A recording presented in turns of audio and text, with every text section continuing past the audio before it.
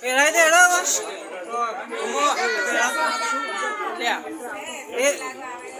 એવી પહેરાઈ દો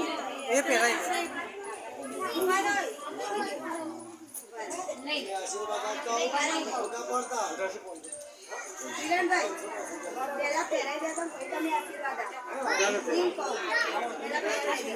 પહેરાઈ દો પેલા ભાઈ આ કુમલા પેલા પહેલે બે ફોટા પડાઈ દે આમ જોજો આ બાજુ આગળ જુઓ પેલા પહેરાઈ દો પછી ખાલી આ બાજુ જોઈ લો